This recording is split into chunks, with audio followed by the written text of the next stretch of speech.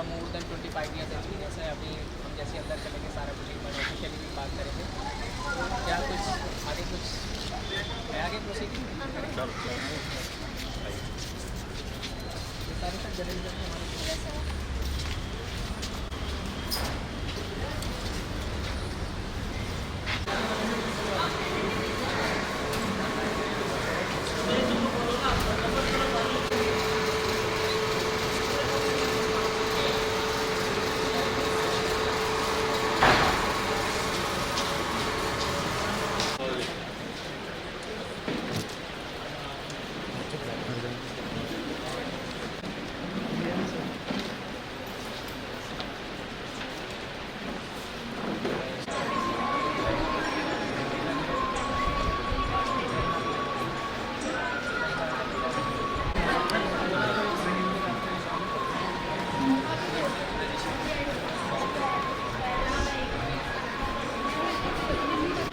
How are you all? Seems good. How was the first day of your workshop? Okay, first of all, let me start with there is an official announcement. We had to visit the police station today, but it is shifted till tomorrow. It will be shifted the police station tomorrow, and today we have the chief guest with us, Mr. Yogesh Sharma. He has the experience of around more than 25 years in journalism industry. So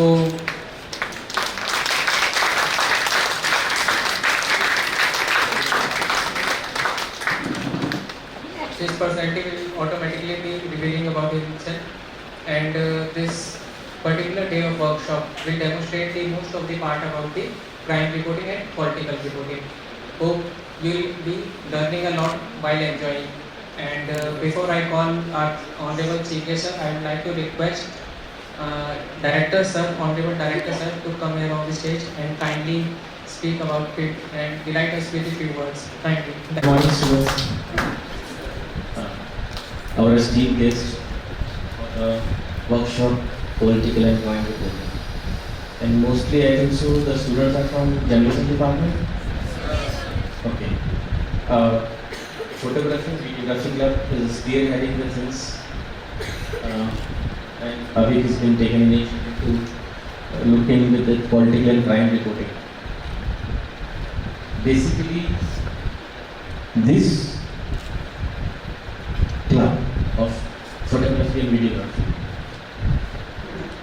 you have got a machine with you, that is DSLR camera or a PD-170 camera or small camera or mobile camera. So, what to report, how to report, what exactly the one photograph depicts, one small caption is going to become a craze, and 3 to 4 minute or 1 minute video is going to make a big name. This has to be seen over here. Political and crime reporting, again, if you look towards the newspaper in the morning, first page is of political news. So in India, where the democracy is to be taken care, the fourth important aspect, the pillar is of journalism, which is going to safeguard the democracy.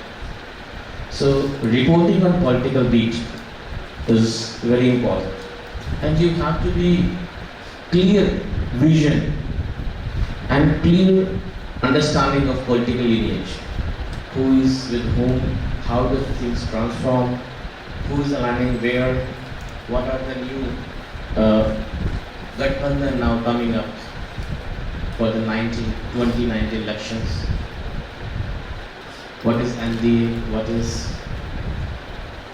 other political parties are doing? Even in Bihar, it's news in the morning itself.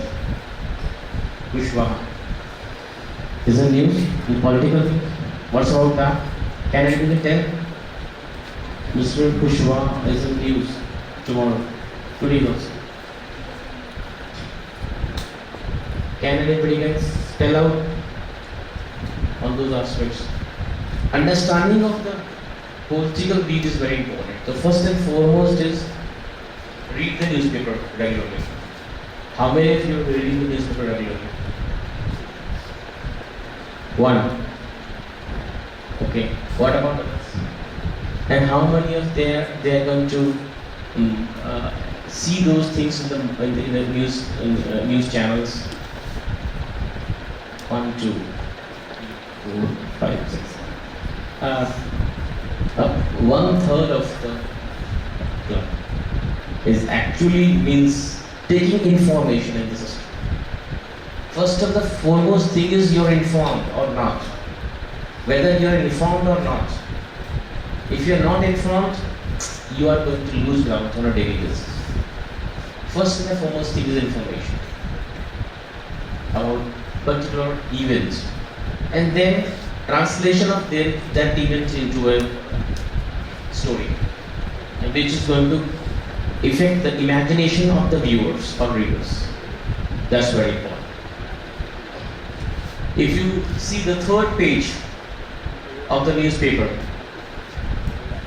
it's well crime. Yeah, the first and the third page, and most prominently, the moment you flip the page, second page talks about the crime. So these two are the very important beat because it's relates to law and order. Where the law and order is proper, then the progress of the country starts. If the police is doing the work properly and there is peace, then only we can think of progress. So as a journalist student, you have to inform that these are the areas where the probable crime is on the higher side, and it should be informed about the general public as well as the other agencies that this has created a menace and it has to be arrested. You will find that chain snatching, then the bikers gang are creating havoc in the night. Then there is stray incident of, you can say, accidents where the lady has been carried away for 200 meters by a car because his or her clothes, the sari was entangled with the barricade which has been there on the vehicle. So after that, you are seeing that most of the vehicles have been asked to move the barricades of the vehicle, which is the bumper and the back side bumper of the vehicle. That has been removed. You have seen those things. So slowly and gradually, the effect of the journalism is going to carry forward the main thing. You are going to change the system. But main thing is that what to write, how to write, and where to project so that it becomes effective. Effectivity is more important. And this effectivity comes from your creativity. How you create, use your brains and play with the words and the pictures, still and the video, to create an impact in the mind of the agencies and the viewer and readers. And if you are going to constantly do so, one after the another, then you will become a specialist of the crime reporting personality. Specialist of the political reporting personalities. You have to meet various ministers, you have to meet various MLAs, MPs of their constituencies and ask them about the developmental path. So, fourth aspect of safeguarding the democracy, journalists, you will be doing the work which has been entrusted upon your shoulders with due morals and ethics. Morals and ethics, very important. Due morals and ethics, that's very important. So we have with us eminent personality, Mr. Yogaraj. He has been quite a big name as far as the varied experience in various agencies are concerned. He has got experience in print, he has got experience in electronic, various channels, and he will be helping you of how to report for political and how to create the crime reporting. both the beats are very important. The first and foremost, vertical and the third page crime reporting. With this, I feel that this workshop is going to be able to achieve its objective. I'm keeping my finger crossed that at the end of the workshop, you will be able to create one or two beats of yours, and that can be translated in some newspaper or so. And there is going to be a new learning experience, a new learning curve for you. With this, thank you very much.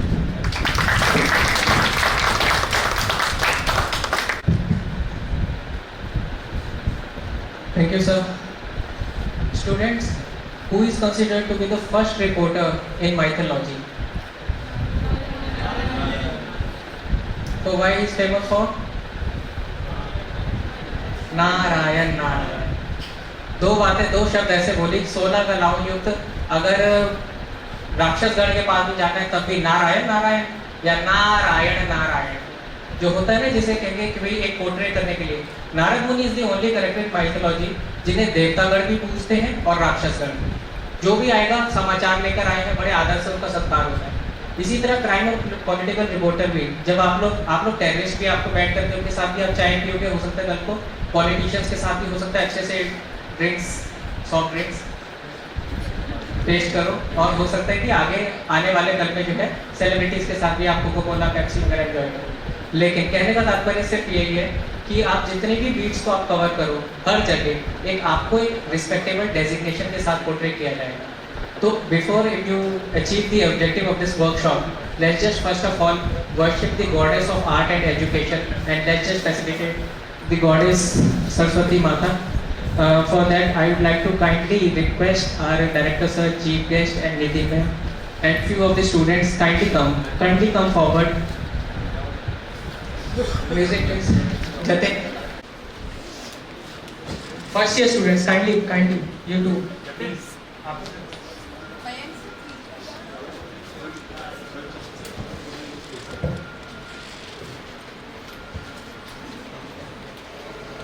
Students, kindly stand up for this.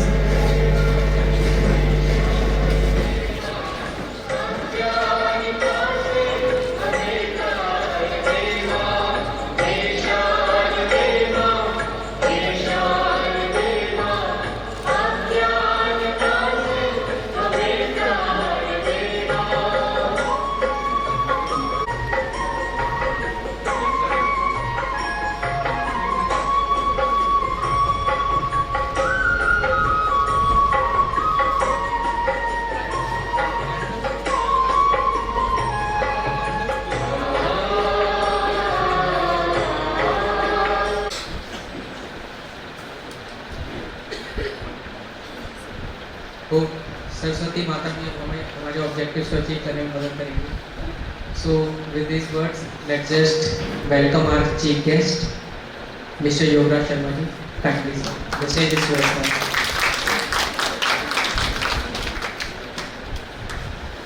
Good morning. Journalism और mass communication एक ऐसा विषय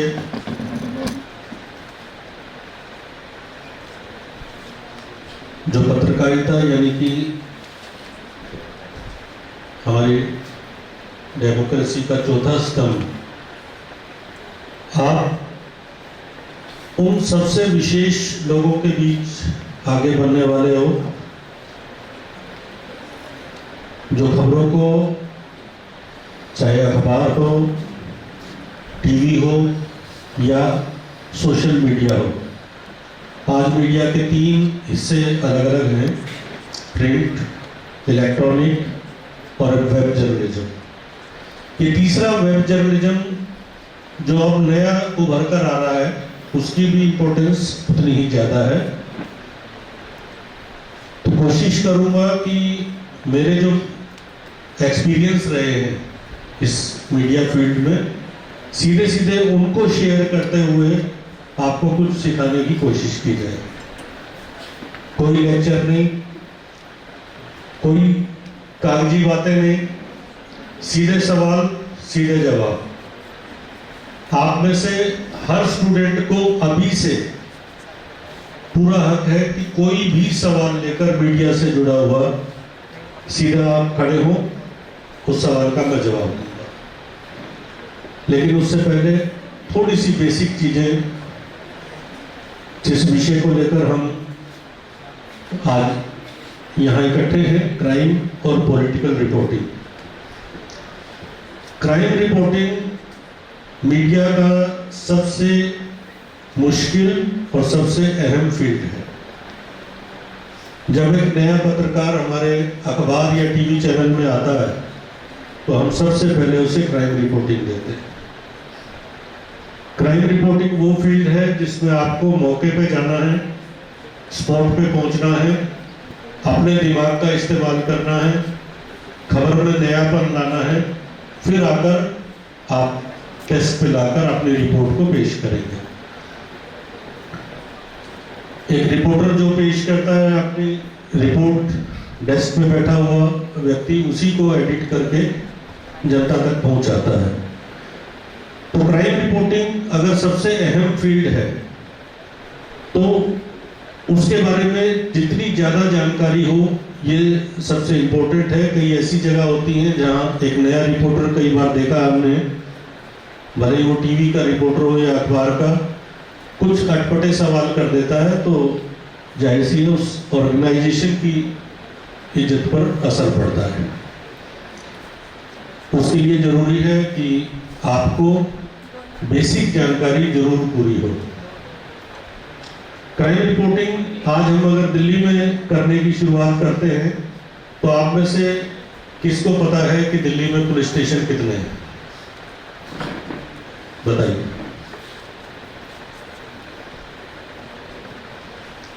दिल्ली में 181 police station हैं, कुछ departments अलग अलग हैं, ये जानकारी आपको जरूर होनी चाहिए।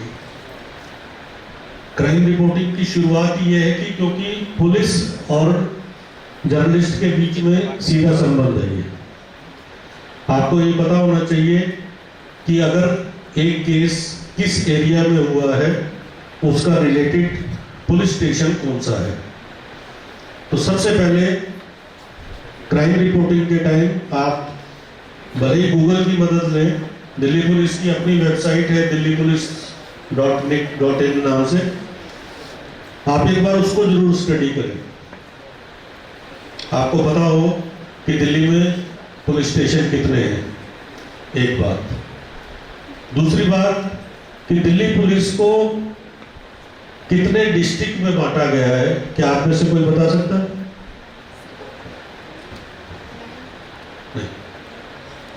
दिल्ली पुलिस को 13 डिस्ट्रिक्ट में बांटा गया, 13। एक आदमी जो आज नॉर्थ डिस्ट्रिक्ट में काम करता है वो साउथ की रिपोर्टिंग करेगा, तो साउथ पहुंचने आने जाने और उस अधिकारियों के बीच जो तालमेल हो वो कैसे बने, ये जानकारी इन बातों से जरूर होगी कि आपको जब ये पता होगा कि हम कितने डिस्ट्रिक्ट में बटे हुए हैं। एक डिस्ट्रिक्ट का मतलब है उसका एक हेड होता है DCP, deputy commissioner of police, उसके अंदर एक डिस्ट्रिक्ट आता है। जब आप क्राइम रिपोर्टिंग करने के लिए निकलोगे तो सबसे पहला आपको ये पता होना चाहिए कि अगर आपको उस डिस्ट्रिक्ट की कोई भी जानकारी चाहिए तो केवल डीसीपी ही एक अथॉरिटी है जो मीडिया से बात कर सकता है। दिल्ली में पुलिस का नियम है कि डीसीपी से नीचे का अधिकारी मीडिया से बात नहीं कर सकता, ऑथराइज नहीं। इसलिए जब भी आप रिपोर्टिंग करने के लिए जाओगे, किसी भी चीज की आपको जानकारी की जरूरत होगी तो डीसीपी से आप सीधी बात करोगे, एसएचओ से नहीं, एसीपी से नहीं। जांच अधिकारी भी आपको ऑफिशियल बाइट नहीं देगा। दिल्ली में जितने डीसीपी हैं उनको सरकारी मोबाइल मिले हुए हैं, उन सरकारी मोबाइल के नंबर दिल्ली पुलिस की वेबसाइट पर है। वो नंबर 24 घंटे खुला है, कोई भी व्यक्ति फोन कर सकता है। तो सबसे पहली जानकारी ये आपके पास हुई कि दिल्ली में पुलिस सिस्टम क्या है। अगर रिपोर्टिंग करनी है तो आप किससे बात करें। मान लिया पीतमपुरा में एक अपराध हुआ और आप जाके एसएचओ को माइक लगा दो सामने और पूछने लगो, वो नहीं बताए। उसके लिए आपको इलाके के डीसीपी के पास जाना होगा। दूसरी खास बात, आपको ये भी पता होना चाहिए कि पुलिस का रैंकिंग सिस्टम क्या है। अगर हम क्राइम रिपोर्टिंग करते हैं तो हमें ये पता हो कि हम नीचे से ऊपर तक पुलिस में किस डिपार्टमेंट में किस रैंक का व्यक्ति कहाँ होता है। अगर शुरुआत करते हैं तो एक कांस्टेबल जो बीट तक जाता है, बीट मतलब अपने इलाके तक जाता है, बीट कांस्टेबल। उसके बाद हेड कांस्टेबल, यानी उसे आप हवलदार कह सकते हैं, कांस्टेबल, हेड कांस्टेबल। उसके बाद एएसआई, असिस्टेंट सब इंस्पेक्टर। उसके बाद सब इंस्पेक्टर, सब इंस्पेक्टर के बाद इंस्पेक्टर। एक पुलिस स्टेशन के अंदर 3 इंस्पेक्टर होते हैं। ये बेसिक चीजें हैं, आप शायद किताबों में नहीं मिलेगी आपको ये। पहला इंस्पेक्टर एसएचओ होता है, जो उस थाने का इंचार्ज है, वो इंस्पेक्टर है। दूसरा होता है एडिशनल एसएचओ, यानी कि एसएचओ की गैर हाजिरी में जो दूसरा उसके व्यक्ति काम देखेगा, वो एडिशनल एसएचओ होता है।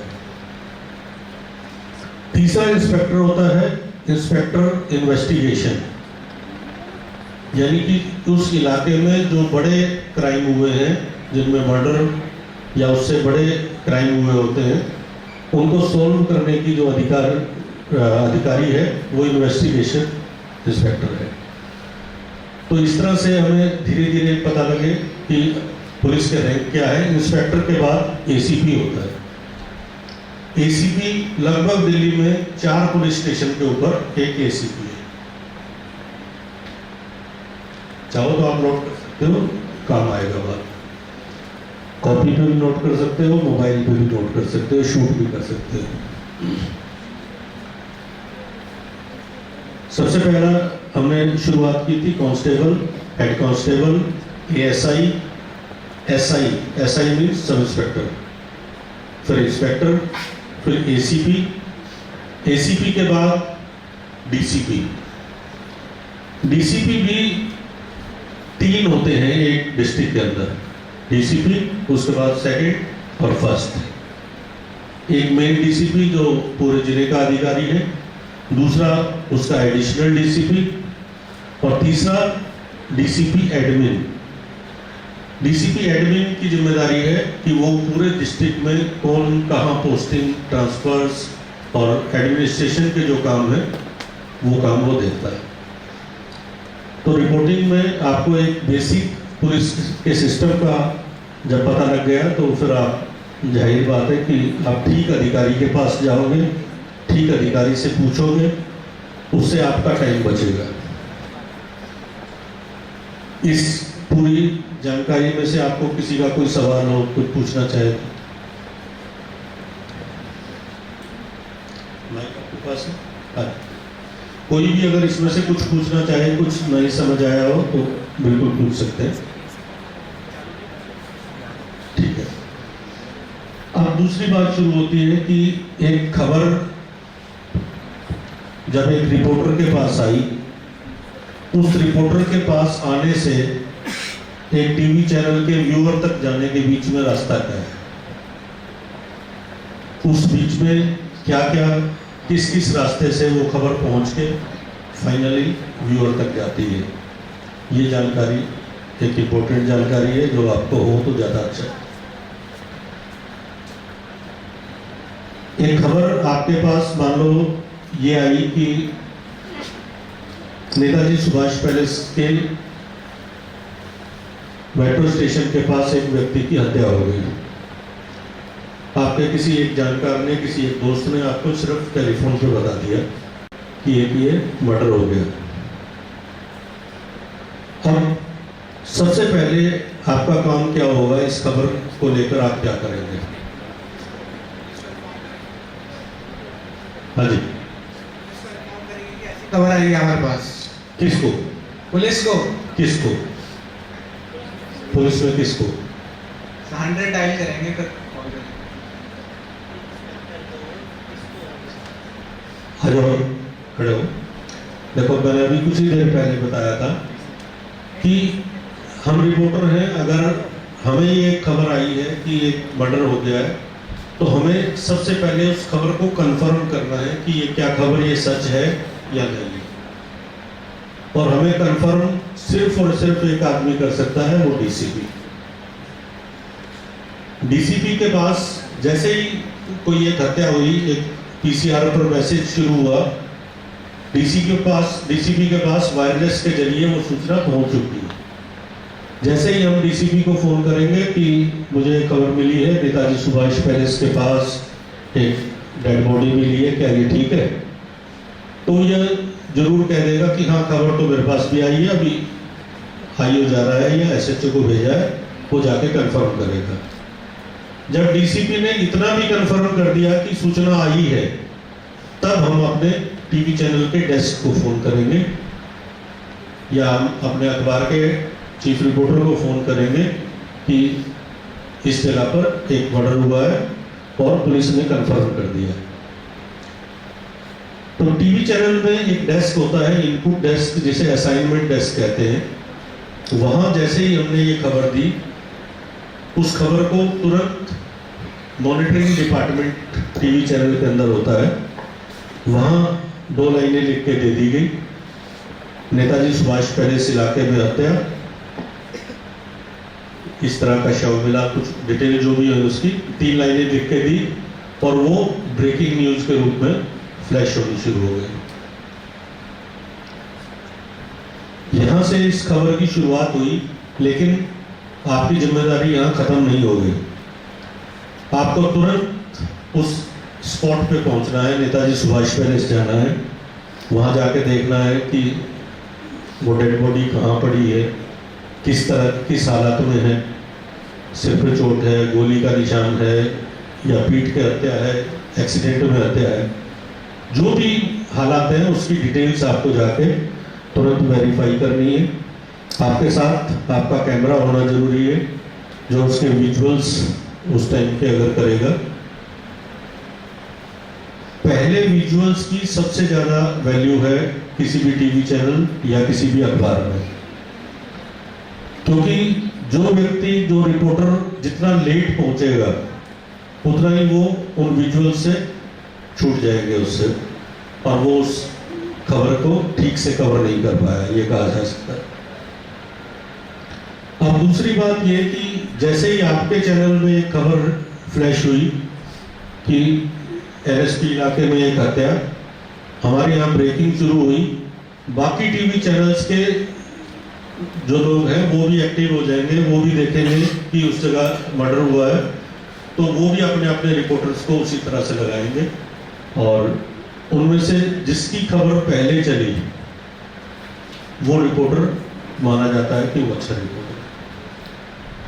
आज कंपटीशन का टाइम है, एक टीवी चैनल में हमारी मॉनिटरिंग वॉल एक होती है जिसके ऊपर करीब 25 टीवी चैनल चल रहे होते हैं।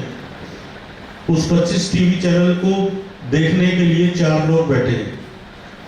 वो 4 लोग ये तय करके अपने हेड को बताते हैं कि जीटीवी ने सबसे पहले खबर ब्रेक की थी कि ये यहाँ आता है, 1.5 मिनट के बाद आज तक वहाँ आया, 2 मिनट के बाद एबीपी न्यूज ने वो फ्लैश की, और आपका चैनल कितना लेट है ये भी रिपोर्ट दी जाती है।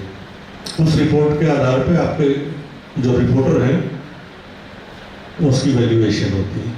तो सीधा सीधा ये कह सकते हैं कि क्राइम रिपोर्टर जितना एक्टिव होगा उतना ज़्यादा अच्छा काम कर पाएगा।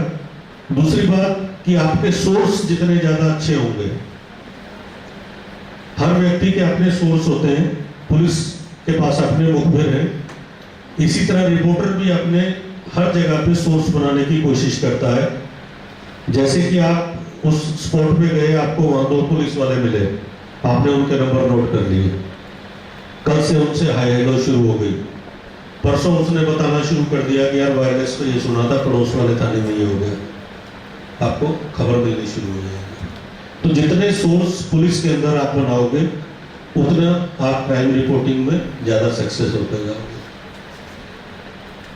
दूसरी बात यह कि क्राइम रिपोर्टिंग में पॉलिटिकल या एंटरटेनमेंट रिपोर्टिंग की तरह ज़्यादा उत्साह नहीं दिखाना, वहाँ ज़्यादा एक्टिविटी अपनी कम, कैमरे की ज़्यादा करनी है। विजुअली जितना ज़्यादा अच्छा कर सकते हो पहले वो करो, फिर उसके बाद एक वॉक थ्रू करो। आप में से कितने लोग जानते हैं कि एक वॉक थ्रू क्या होता है? आइए, आ जाओ। आपने उठाया था? नहीं, आप आओ।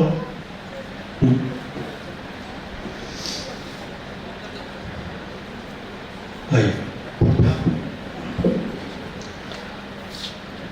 अगर आप एक उस क्राइम वाली घटना स्थल पे पहुंचे हैं तो वॉक थ्रू किस तरह किया जाएगा, एक छोटा सा उदाहरण करके देखा। कैमरा आपके सामने वो है, आपका मान लो कैमरा है तो So basically, walk through is जब हम जाके लोगों से पूछते हैं कि आप उस टाइम पर थे और आपने क्या क्या देखा, उनसे जब हम सब कुछ क्वेश्चंस पूछते हैं तब जी इसमें थोड़ा सा फर्क है। जब हम लोगों से जाके अलग अलग चीज़ें पूछते हैं उसको हम लोगों की बाइट्स लेना कहते हैं। वॉक थ्रू एक टीवी में ये होता है कि मान लो एक घटना स्थल पे आप पहुंचे जहाँ एक डेड बॉडी पड़ी है या मान लो एक बम ब्लास्ट हो गया है, तो वहाँ हम कैमरा मैन जो है उसमें उतना ही ज़्यादा एक्टिव होता है। आपसे शुरुआत करेगा कैमरा मैन और फिर उसके बाद जैसे ही आप बोलते जाएंगे कैमरा बाकी चीज़ों के ऊपर जाता जाएगा, आप उसको एज ए कमेंट्री बोलते जाएंगे और वापस एंड में कैमरा यहाँ आएगा। 1 मिनट आप कैमरा लेके आइए। हाँ जी, मैं आपको एक वॉक थ्रू करके बता देता हूँ, अंदाजा हो जाएगा आप सबको, ठीक है? हाँ जी, आप कर सकते हैं। आओ सामने, आप मेरी बात को सुनते हुए फॉलो करते जाएंगे तो आप कर पाएंगे, ठीक है? वॉक थ्रू सिंपल सा सिस्टम है। नमस्कार, मेरा नाम है योगराज शर्मा और आज इस समय हम मौजूद हैं उस घटना स्थल पर जहां एक हत्या कर दी गई है, एक व्यक्ति की हत्या। आइए हम आपको विजुअल्स के जरिए दिखाने की कोशिश करते हैं। देखिए, ठीक यही जगह है जहां पर ये व्यक्ति का शव मिला है और इस शव को देखकर आप अंदाजा लगा सकते हैं कि किस तरह से शक्त विषक्त हालत में ये शव है और इस शव के आसपास ये पड़ी हुई चीजों को देखकर अंदाजा लगाया जा सकता है कि जो हत्यारे हैं वो 2 या 3 की संख्या में रहे होंगे। आसपास कुछ तोड़फोड़ के निशान और जगह दिखाई दे रही है और अभी आप देख सकते हैं कि पुलिस की गाड़ी सामने से आ रही है और पुलिस की गाड़ी इन्वेस्टिगेशन के लिए जैसे ही अधिकारी उतरे और शव के पास जा रहे हैं। मतलब पूरा आपको घटनास्थल ऐसे दिखाना है। सर जी सर, लेकिन जब वॉकथ्रू करा जाता है तो डेड बॉडी को भी हम लोग पूरा शो नहीं करते, तो हम उस टाइम तो डेड बॉडी को शो कर ही नहीं सकते। मैं बताता हूँ, जिस टाइम आप रिकॉर्डिंग करते हैं उस टाइम आप शो कर सकते हैं, जब आप प्ले करेंगे वहाँ स्क्रीन पे तब गलत होगा, ठीक है? तो कहने का मतलब ये कि आप उस तरह से पूरी घटना स्थल को दिखा के फिर वापस आप जो है एंड करते टाइम आप बता देंगे कि कैमरामैन राजेश के साथ योगराज शर्मा आपने, ये एक वॉक थ्रू है, ठीक है? इसी तरह वॉक थ्रू के साथ जो 1-to-1 है, 1-to-1 इंटरव्यू आप अधिकारी के साथ कर सकते हैं। यानी अगर उस समय डीसीपी घटनास्थल पर आए हैं या कोई जांच अधिकारी आए हैं, बड़ा अधिकारी कोई भी है, आप उनसे सीधी बात कर सकते हैं, उसको 1-to-1 कहते हैं। तो जब भी आप रिपोर्टिंग के लिए जाएंगे तो कोई जरूरी नहीं है कि आपके पास हर वक्त एक स्क्रिप्ट हो, आपको अपने दिमाग से अपनी चीजों को खुद भी तय करना होगा। इस विषय में किसी का कोई सवाल नहीं? चलो ठीक है। अब दूसरी बात ये कि हमारे सोर्स कौन कौन हो सकते हैं क्राइम रिपोर्टिंग में, एक बात। दूसरी बात ये कि हमारी एक शुरुआत की चीज और जरूर बताना चाहता हूं मैं आपको कि जिस टाइम हम कोर्स पूरा करके किसी अखबार में या टीवी चैनल में जॉब के लिए जाते हैं तो हमें एक स्क्रिप्ट लिखने के लिए दे दी जाती है, या ये खबर है इसको लिख के दिखाओ। जब लिख के दी जाएगी तो 90% हमारा मीडिया जो है हिंदी में है, अखबार और टीवी चैनल करीब 90% हिंदी में है, और आप में से ज्यादातर को हिंदी टाइप नहीं आती होगी। किसको आती है हिंदी टाइपिंग? किस फोंट में, किस फोंट में? हाँ जी, ठीक है, इंटर्नशिप में सिखाई जाती है, लेकिन आपको कोर्स के टाइम अगर सीख ली जाएगी तो आपको आसानी होगी। जब 3 साल का कोर्स करने के बाद आप किसी टीवी चैनल में जाते हो इंटर्नशिप या नौकरी के लिए, और आप ये कहोगे कि मुझे हिंदी टाइप नहीं आती, तो आधा तो उनका जो है उत्साह ठंडा हो जाएगा। इसलिए जरूर कोशिश करना कि आप सबको हिंदी टाइप आए, ठीक है, इस चीज की जरूर कोशिश करना। हाँ जी। सर आपको बोला था कि जब हम डेड बॉडी को नहीं दिखाते, जब रिपोर्ट करते हैं तब दिखाते हैं, और जब स्क्रीनिंग करते हैं तब नहीं दिखाते, तो फिर वो लाइव टेलीकास्ट कैसे होगा? लाइव टेलीकास्ट ये वॉक थ्रू मैंने आपको कहा है, लाइव नहीं कहा मैंने। वॉक थ्रू का मतलब है कि आप एक चीज रिकॉर्ड करके आप ले जाते हो, एडिट करते हो और फिर उसको प्ले करते हो। वॉक थ्रू का ये मतलब है। लाइव जिस टाइम होगा उस टाइम हम उसको बहुत क्लोज करके नहीं दिखाएंगे, खासतौर पे जैसे कभी बम ब्लास्ट हो जाता है और डेड बॉडी बहुत बुरी हालत में है, तो हम कम से कम कोशिश करते हैं, एक बात। दूसरी बात, अगर लाइव हम किसी ब्लास्ट की कवरेज में भी जा रहे हैं तो हमारे वहाँ डेस्क पे जो पीसीआर में बैठे हैं वो चाहे तो उस टाइम भी ब्लर कर सकते हैं। हमारे पास वहाँ एक टेक्निकल सिस्टम है कि हम वहाँ भी ब्लर कर सकते हैं।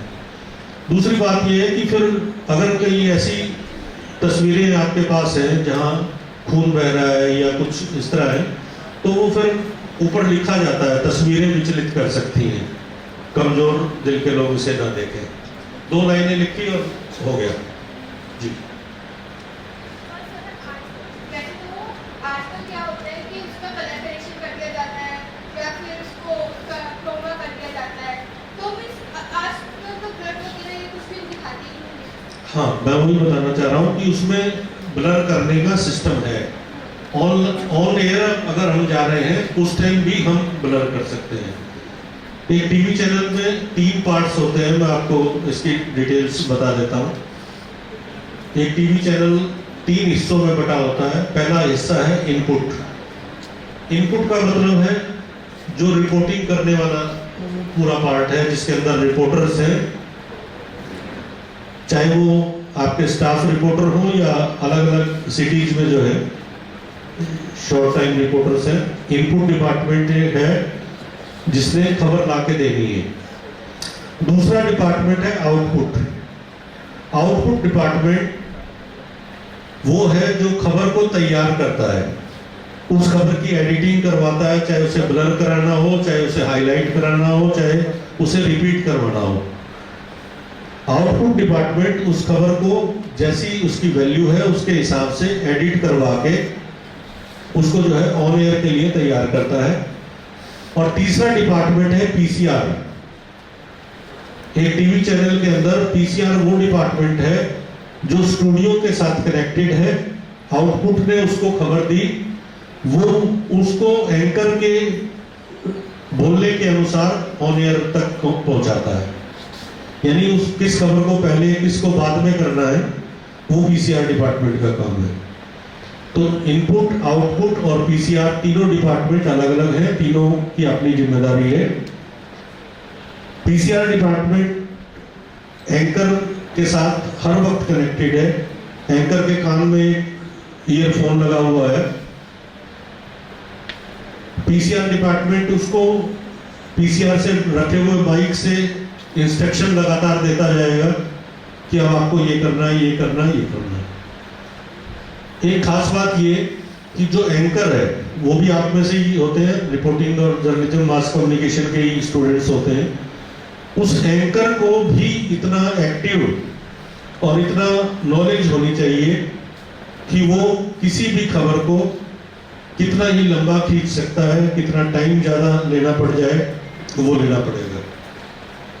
उदाहरण के लिए बताता हूँ कि एक बुलेटिन हम तैयार करके पूरा आधे घंटे का बुलेटिन, एंकर जो है स्टूडियो चला गया। अगर उस आधे घंटे के बुलेटिन के दौरान कोई बहुत बड़ी घटना हो गई, मान लो दिलीप कुमार ने बट गए, अंदाजा, तो उस टाइम पे कोई बुलेटिन रोका नहीं जाएगा। जैसे ही इनपुट डिपार्टमेंट पीसीआर को बताएगा कि अभी अभी खबर मिली है कि मुंबई के लीलावती अस्पताल में दिलीप कुमार का निधन हो गया, सिर्फ एक लाइन मिलेगी उसे, एंकर को। उस एक लाइन में ऑन एयर बैठे बैठे उसको अब पिछली सारी खबरें भूल जानी है और उस खबर पर रहना है। ऐसे हालत में हम क्या करते हैं, ऐसी हालात में ये होता है कि हर एंकर के पास एक लैपटॉप है, उसके सामने यहाँ लैपटॉप है और उसको जो है कान पे एक बार जैसे ही पता लगा कि अभी अभी खबर मिली है कि मुंबई के लीलावती अस्पताल में दिलीप कुमार का निधन हो गया है, पीसीआर डिपार्टमेंट एक लाइन फ्लैश कर देगा स्क्रीन के ऊपर, दिलीप कुमार का निधन, मुंबई के लीलावती अस्पताल में हुआ निधन, इतने साल के थे। जैसे ही स्क्रीन के ऊपर वो लाइन आई, एंकर ने झट से उसका विकिपीडिया खोल दिया, यानी उसके टेबल पे सामने इंटरनेट रखा है, गूगल में 1 सेकंड के अंदर उसका विकिपीडिया खोला और उसके पास इतना मैटर हो गया कि अब आधा घंटा वो उस पर बोल सकती है। अगली लाइन उसने शुरू की कि 1900 इतने में दिलीप कुमार का जन्म हुआ था, उनकी पहली फिल्म ये थी, उनकी टोटल इतनी फिल्मों को अवार्ड्स मिले। वो विकिपीडिया में उनके सारी जानकारी उसको मिल गई। अब टेक्स्ट स्क्रीन पे जा रहा है और वो पीछे से उसके बारे में बताते जा रहे हैं। आधे मिनट के अंदर या 1 मिनट के अंदर आउटपुट डिपार्टमेंट दिलीप कुमार के कुछ विजुअल्स यूट्यूब से या उसके फोटो निकाल के वो पीसीआर तक पहुंचा देगा। टेक्स्ट बंद, विजुअल शुरू। इतनी देर बाद फिर दोबारा आउटपुट डिपार्टमेंट उसके कोई 1 या 2 गाने निकाल देगा और कुछ डायलॉग निकाल देगा। टेक्स्ट बंद, काम शुरू। तब तक इनपुट डिपार्टमेंट ने मुंबई के रिपोर्टर को फोन लगाया, लाइन पे ले लिया। यानी जो 1.5 मिनट 2 मिनट का बीच का टाइम है, 3 मिनट का टाइम है, जब तक रिपोर्टर नहीं मिला तब तक स्क्रीन खाली नहीं रखी जा सकती, खबर से दूर नहीं हट सकते। तो इस तरह से फिर खबर पे जब रिपोर्टर लाइव आ गया तो फिर हमें पूरी जानकारी मिलनी शुरू हो गई और आसान हो गई। तो ये कहा जा सकता है कि क्राइम रिपोर्टिंग, जो फिर वापस अपने विषय पे आते हैं, कि क्राइम रिपोर्टिंग ऐसा विषय है कि आपके जितने ज़्यादा सोर्स होंगे वो आपके लिए फायदेमंद होंगे। जाहिर सी बात है कि पुलिस के खिलाफ जाता है कोई भी क्राइम हो, पुलिस की बुराई होती है उसमें कि उसके इलाके में ये घटना हो गई, तो पुलिस के लोग जरूर चाहेंगे कि वो छुपाएं आपसे। अब आपके अंदर इतने टैक्ट होने चाहिए कि आप खबरों को निकालें भी और उसी पुलिस से उगलवाएंगे। वो तब होगा जब आपके पास जानकारी ज़्यादा से ज़्यादा होगी। अगर आप खुद मौके पे हैं तो आपके पास पूरी जानकारी है। दूसरा ये है कि आपके सोर्स इतने मजबूत हों। सोर्सेज में मैं आपको बता देता हूं कि जिस समय मैं हिंदुस्तान अखबार में काम करता था क्राइम रिपोर्टिंग के दौरान, तो मेरे सोर्स 2 तरह के थे। सबसे पहला एम्बुलेंस वाले, 102 नंबर जहां आप कॉल करते हो, 100 नंबर पुलिस है, 102 नंबर एम्बुलेंस है। कैट्स एम्बुलेंस जो है, कोई भी घटना होगी तो जैसे ही पुलिस के पास कॉल आएगी वही कॉल एम्बुलेंस के पास भी जाएगी।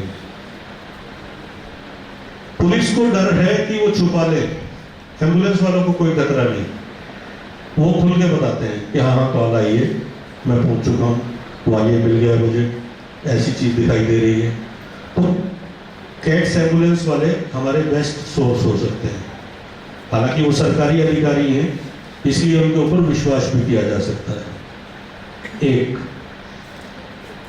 दूसरा, जिस समय हम क्राइम रिपोर्टिंग करते थे उस समय मेरे सोर्स थे हॉस्पिटल के अंदर डेड बॉडी का पोस्टमार्टम करने वाले 4th क्लास।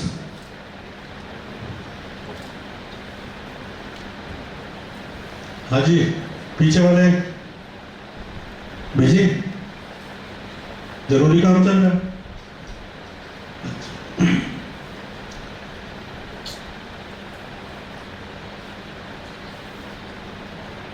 सभी सरकारी हॉस्पिटल के अंदर जहां एक डेड बॉडी पहुंचती है और उसका पोस्टमार्टम होता है, वो पोस्टमार्टम करने वाले जो 4th क्लास कर्मचारी हैं, अगर वो सोर्स आपके बन गए तो आपके पास पक्की जानकारी आपके पास होगी।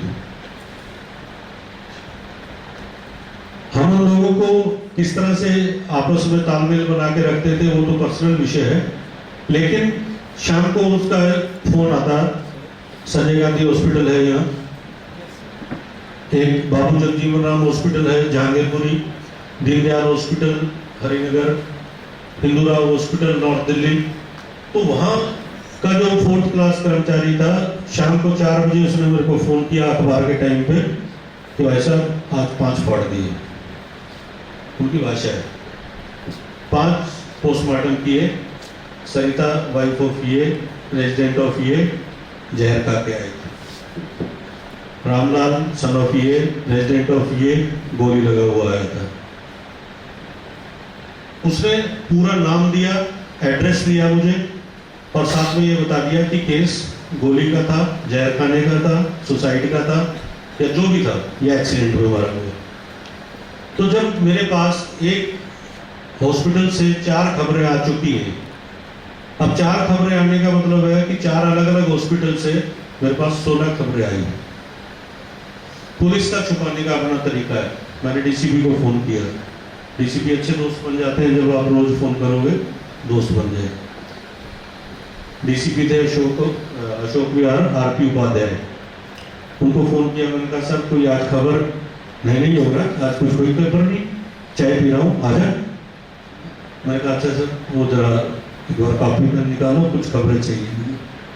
मैंने उसको वो सब नाम पता और ये बताया कि ये सुसाइड वाली ये खबरें दोगे। अब डीसीपी को वो खबरें देनी पड़ेंगी। अगर मैं पूछ रहा हूँ और मैं गलत पूछ रहा हूँ तो मुझे टोक सकता है, जब मैं ठीक चीज पूछ रहा हूँ तो डीसीपी इम्प्रेस भी होगा, आपको वो खबर भी देगा और आगे भी ध्यान रखेगा कि जो है इसको झूठ ना बोला जाए। तो डीसीपी अब 16 खबरें मुझे अगर बताने लगेगा तो वो तो पागल हो जाएगा, रोज कितने रिपोर्टर पूछेंगे। तो फिर वो क्या करता था कि वो बोला कि ऐसा है, मैं एसीपी सुल्तानपुरी को बोल देता हूँ तो मैं ये 4 खबरें दे देगा। तो वो वायरलेस पे एक मैसेज कर दिया, उसने परमिशन दे दी, तब एसीपी ने मुझे वो 4 खबरें दे दी। तो कहने का मतलब ये है कि आपके सोर्स जितने मजबूत होंगे, अधिकारी तब आपके ऊपर इंप्रेस होगा। एक और एक्सपीरियंस सीधा सीधा बताता हूं, उससे आप रिपोर्टिंग का आइडिया समझ पाओगे।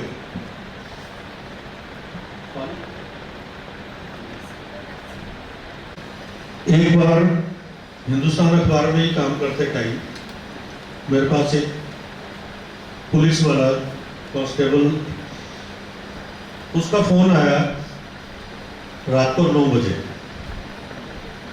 9 बजे उसने फोन करके सिर्फ इतना कहा कि भाई साहब फोन ऑन रखना, सुनते रहना, मैं बोल नहीं पाऊंगा। मैं ठीक है। अब वो फोन शुरू हो गया, फोन में पीसीआर से आवाज आ रही है, काले रंग की एक गाड़ी है जिसका नंबर ये है। 2 आदमी है इस गाड़ी के अंदर, संदिग्ध हालत में फास्ट चला रहे हैं। पीछे से आवाज आई पीसीआर से, उसका पीछा करो। थोड़ी देर में आवाज आई कि वो गाड़ी हमें ओवरटेक नहीं करने दे रहे, तो बोले फास्ट करो। फिर आवाज आई कि सामने वाले को गाड़ी में से एक गोली चली है, हमारे शीशे को बिल्कुल लग के गई है, बोले तुम भी गोली चलाओ। पीसीआर से मतलब डायरेक्शन मिल रही है, पुलिस की टीम जो है पीछा कर रही है किसी का। थोड़ी देर बाद जो है इसी तरह की बातचीत होने के बाद फाइनली इन्होंने एक टायर के अंदर गोली मारी उस गाड़ी के। पुलिस ने गाड़ी रुक गई, 2 लोगों को पकड़ लिया। उनके पास 4 हथियार मिले और उन्हें पुलिस ने अरेस्ट किया भवाना इलाके में। ऑपरेशन पूरा हो गया। उन्होंने पुलिस ने दिखाना था कि मुठभेड़ के बाद 2 गिरफ्तार। अब फोन कटा मेरा। फोन कटने के बाद उसी सिपाही का दोबारा फोन आया, क्योंकि वो मेरा सोर्स है, मेरा विश्वास का आदमी है। बोला भाई साहब सुना आपने? मैं कहा हाँ जी सुना, 2 अरेस्ट हो गए। बोले कहाँ अरेस्ट हो गए? 3 दिन से उठा रखे थे। 3 दिन पहले उठा के लाए थे, निहाल बिहार चौकी में रखा हुआ था। 65 मुकदमे रिकवर करा चुके हैं। ये तो नाटक किया है मुठभेड़ का। अभी अब वो बता रहे हैं कि ये तो 3 दिन पहले उठा के लाए थे, इनको नाटक किया है। तो फिलहाल तो 65 मुकदमे तो रिकवरी भी कर चुके हैं इससे। मैंने कहा ठीक है चलो कोई नहीं। फोन कट गया। अगला फोन मेरा डीसीपी के पास, उपाध्याय। मैंने कहा सर वो भवाना इलाके में एक मुठभेड़ हुई है ना, 2 पकड़े हैं, तो वो जरा उसकी डिटेल देना। योगराज कैसी बात कर रहा है? अभी तो वो मुठभेड़ खत्म नहीं हुई, अभी तो वो पुलिस स्टेशन में नहीं आए, तुम्हारे पास कैसे पता लगा? मैंने कहा जी वो अपनी मेरे सोर्स है, उसे आप छोड़ो, आप उसकी डिटेल दे दो। मैंने अखबार का लास्ट टाइम में। बोले नहीं ऐसा है, आज मत छापना, इसको कल छापेंगे। कल मैं प्रेस कॉन्फ्रेंस करूंगा पुलिस हेडक्वार्टर में और कल छापना है इसको। लेकिन हम लोग रिपोर्टर हैं, उनकी को क्यों मानेंगे? मैंने हिंदुस्तान अखबार के फ्रंट पेज पे एक सिंगल कॉलम कवर लगा दी, मुठभेड़ के बाद 2 गिरफ्तार। जो दूसरी सूचना है मेरी वो पर्सनल है, उसको हम छाप नहीं सकते क्योंकि मेरे पास कोई सबूत नहीं है। उठा के लाए पहले, वो नहीं छाप सकता मैं। लेकिन जितना ऑफिशियल है वो छाप दिया कि मुठभेड़ के बाद 2 गिरफ्तार, 65 मुकदमे हल हुए, उत्तर प्रदेश से इतने 1000 का इनामी बदमाश थे, ये था वो था। अगले दिन 1:30 बजे पुलिस हेडक्वार्टर में एक प्रेस कॉन्फ्रेंस हुई, जहां 70-80 रिपोर्टर आते थे, 20 आए, क्योंकि खबर तो छप चुकी थी हिंदुस्तान में, ज्यादा लोगों का इंटरेस्ट था नहीं। प्रेस कॉन्फ्रेंस के बाद लंच हुआ। लंच के टाइम पे मैंने जाकर छेड़ दिया डीसी में, सर नमस्ते। बोले हाँ युवराज तुम माना नहीं ना, छाप दिया ना? मैं नजदीक गया, मैंने कहा सर असली खबर तो छापी नहीं मैंने। बोले क्या हुआ? अरे वो तो 3 दिन पहले लाए थे, निहाल बिहार रखा हुआ था ना। अरे युवराज आज आ चल लंच करते। आप मतलब डीसीपी आपसे तब प्रभावित होगा जब आपके पास उससे के मुताबिक ज्यादा जानकारी होगी। मेरा मकसद उसको ब्लैकमेल करना नहीं है। मेरा मकसद ये भी है कि अगर वो रोक रहा है मुझे खबर छापने के लिए, तो मैं उसको ऐसा कारण बता दूं कि वो उसको झुकना पड़ जाए। यानी अगर आपके सोर्स जितने मजबूत होंगे, आपकी सूचना जितनी परफेक्ट होगी, उतना ज्यादा क्राइम रिपोर्टर अच्छा काम कर पाएगा। तो सबसे पहला यही होगा कि एक तो सोर्स आप मैक्सिमम रखो, दूसरा घटना के जितने प्रूफ आपने साथ रख सकते हो वो जरूर रखो, चाहे वो फोटो हो, चाहे वीडियो हो, चाहे कोई डॉक्यूमेंट मिल जाए। ये है एक घटना स्थल की रिपोर्टिंग। अब दूसरी बात आती है कि इन्वेस्टिगेटिव रिपोर्टिंग। आपके पास कोई खबर नहीं है आज, आप बिल्कुल खाली हो और फिर खबर करनी है, जाके चीफ रिपोर्टर को आज खबर देनी है आपने, क्या करोगे? किसी भी पुलिस स्टेशन के बाहर जाओगे, 4 आदमी आपको जरूर मिल जाएंगे, एप्लीकेशन हाथ में होगी, पुलिस कुछ नहीं कर रही है ना। उनके पास एप्लीकेशन होगी, मेरे साथ ये हो गया, मेरे साथ ये ठगी हो गई, मेरे साथ मारपीट हो गई, मेरा ये हो गया, पुलिस कुछ नहीं कर रही, ये खाली रिसीव कॉपी दे दी। हमारे लिए वो रिसीव कॉपी ही काफी है। हम उस रिसीव कॉपी के आधार पे भी एक खबर बना सकते हैं, लेकिन हमारी हर खबर में दूसरा पक्ष यानी कि पुलिस का वर्जन होना जरूरी है। आप किसी भी एक कंप्लेनेंट की पूरी बात मान सकते हो, लेकिन तब तक वो खबर पूरी नहीं होगी जब तक आप उसका दूसरा पक्ष नहीं लिखोगे। मान लो एक कंप्लेंट है कि इस व्यक्ति ने इस व्यक्ति को मारा, अब इनकी बात पूरी लिख सकते हैं हम, लेकिन पूरी तब होगी जब ये भी पूछेंगे क्यों मारा। यानी कि दोनों पक्ष आप लिखो, अगर दूसरा पक्ष अवेलेबल नहीं है तो पुलिस का वर्जन लिखो। एक तरफा खबर कभी नहीं लिखनी, कभी सोचना भी नहीं, उल्टा आपके ऊपर केस हो जाएगा। हम किसी का हथियार नहीं बनेंगे, मतलब कोई हमें यूज ना करे एज ए रिपोर्टर कि वो अपनी बात तो कह गया, हो सकता है दूसरे की बात में सच हो। हर व्यक्ति अपनी बात पूरी नहीं बताएगा, इसलिए दोनों पक्ष लिखने जरूरी है। रिपोर्टिंग का ये बड़ा इंपॉर्टेंट आइडिया है। दूसरा, क्राइम रिपोर्टिंग को आप किसी टाइम में नहीं बांध सकते। आप अगर क्राइम रिपोर्टर हो तो आप 24 आवर्स रिपोर्टर हो। ये नहीं हो सकता कि आप जो है 8 घंटे के बाबू बने और सरकारी नौकरी करे, आगे नहीं। आग रात को 3 बजे भी लग सकती है, कोई लिफ्ट में 4 आदमी जो है रात को 2 बजे भी फंस सकते हैं, एक्सीडेंट जो है रात को 3 बजे भी हो सकता है।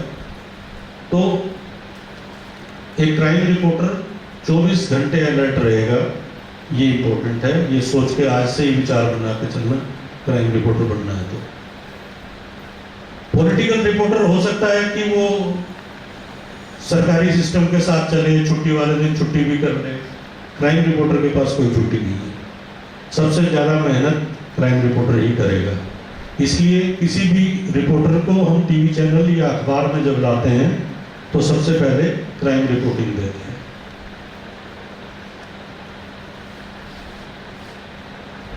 इसके अलावा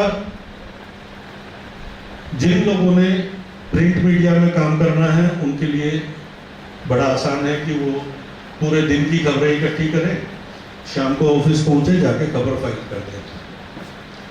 जिन लोगों ने टीवी चैनल में काम करना है उनके लिए वही 24 घंटे वाला सिस्टम रहेगा। किसी भी टाइम खबर आएगी, आपको खबर पे रिएक्शन जरूर करना पड़ेगा।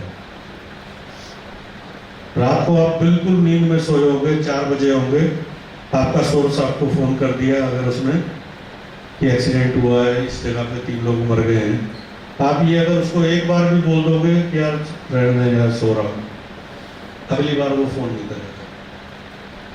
आपको अपने सोर्स को पूरा ध्यान देके बात करनी पड़ेगी।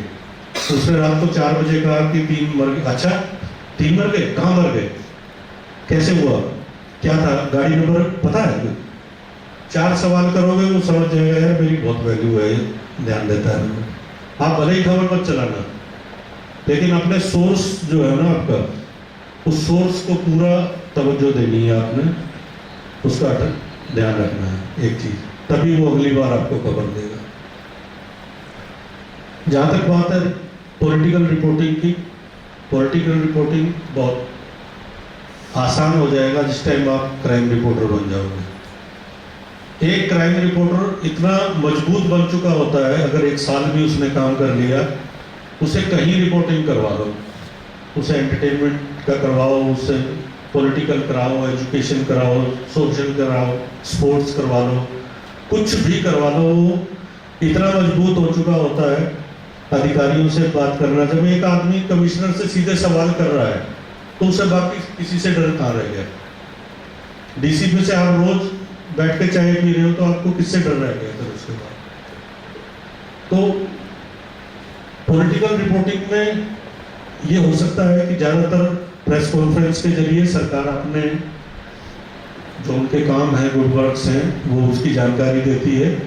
लेकिन पॉलिटिकल अगर आपको रिपोर्टिंग करनी है तो आपको सबसे ज़्यादा विपक्ष के पास जाना है। अपोजिशन से जितना संबंध बना के रखोगे उतनी खबरें आपको ज़्यादा मिलेंगी। अगर आप सरकार की तारीफ करते रहोगे आपको कोई रिपोर्टर नहीं समझेगा, यहाँ तक कि सरकार भी जो है आपको अपना जो है चमचा समझेगी। जैसे ही आप अपोजिशन की खबरों को लेके सरकार के पास जाओगे कि अपोजिशन ने ये कहा है, आप बताओ आप क्या कहते हो, तब सरकार भी आपके ऊपर ध्यान देगी। यानी कि नेगेटिव रिपोर्टिंग हर जगह जो है वो हमारा काम है। हमारा बिल्कुल काम नहीं है कि हम पुलिस की तारीफ करें, हमारा बिल्कुल काम नहीं है कि हम गवर्नमेंट की तारीफ करें।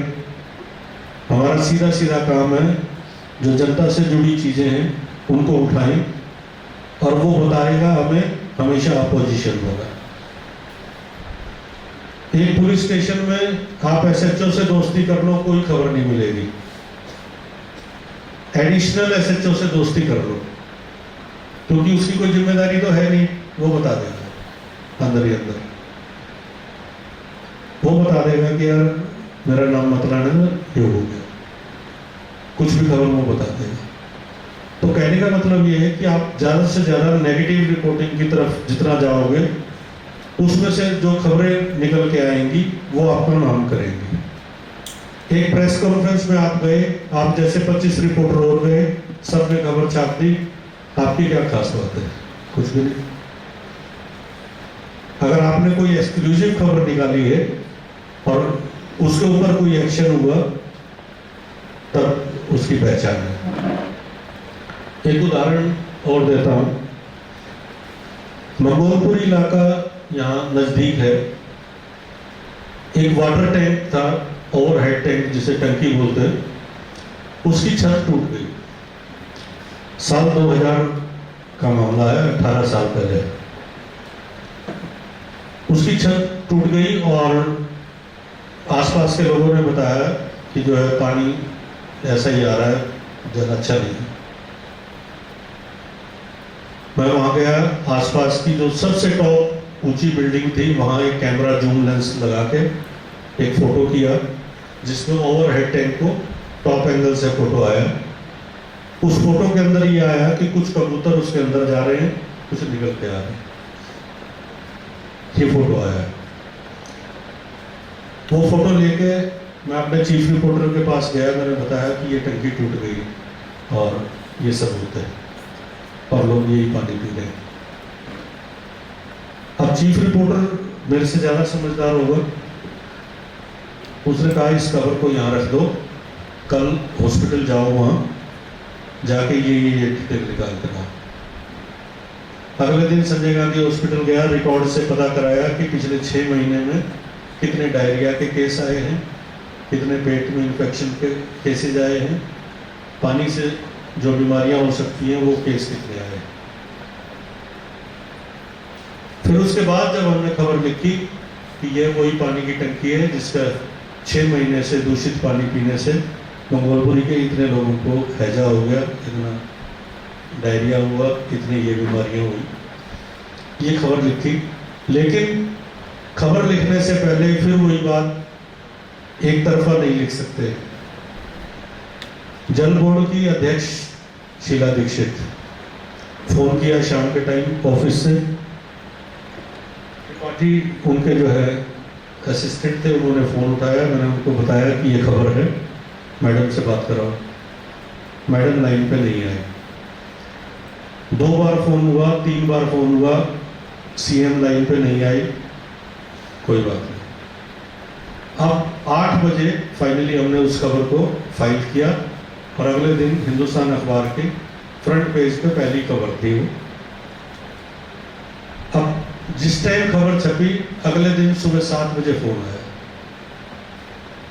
फोन उठाया, उसी त्रिपाठी जी का फोन था, मैडम बात करेंगी, कराओ। तो बेटा वो कल मैं जो है ना वहाँ थी, बिजी थी और ये था और वो था। मैंने जो वो इस खबर के लिए फ़ोन किया था मैंने, तो आप अभी बता दो, खबर तो चल रही है। हाँ हाँ बेटा, वो मैंने ना जल बोर्ड के अधिकारियों को भेज दिया है, जांच शुरू करा दी है और जल बोर्ड के सीईओ खुद गए हैं वहाँ पे। मतलब सीएम ने वापस पलट के जवाब दिए। तो इससे आइडिया होता है कि अगर आपकी खबर में दम है तो चाहे सीएम हो या पीएम हो आपको जवाब देगा। और सीएम ने उसी टाइम पे सब अधिकारियों को भेजा, वो पानी की टंकी सील हुई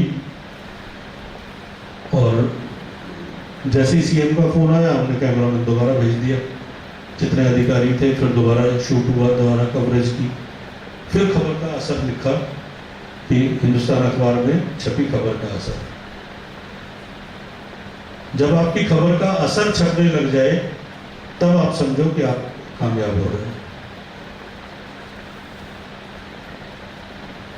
आप में से अब किसी का कोई सवाल क्राइम रिपोर्टिंग या पॉलिटिकल रिपोर्टिंग के संबंध में कुछ भी पूछना चाहें आ जाओ।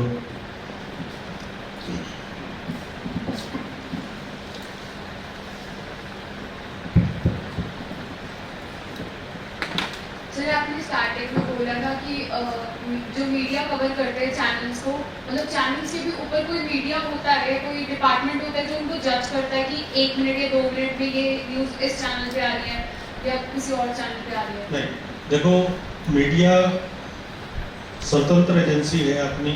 अगर मैं एक चैनल का मालिक हूँ तो मैं अपना जिम्मेदार हूँ, यानी जीटीवी है तो वो अपना जिम्मेदार है, एबीपी है तो वो अपना जिम्मेदार है। इन सारे चैनलों को मॉनिटर करता है मिनिस्ट्री ऑफ ब्रॉडकास्ट, सूचना और प्रसारण मंत्रालय सारे मीडिया को मॉनिटर करता है। यानी कि अगर हम सरकार के खिलाफ या प्रशासन के खिलाफ अगर कोई खबर चला रहे हैं तो वो उस डिपार्टमेंट को बताता है कि जी न्यूज़ ने जल बोर्ड के खिलाफ या हिंदुस्तान अखबार ने जल बोर्ड के खिलाफ ये खबर की है।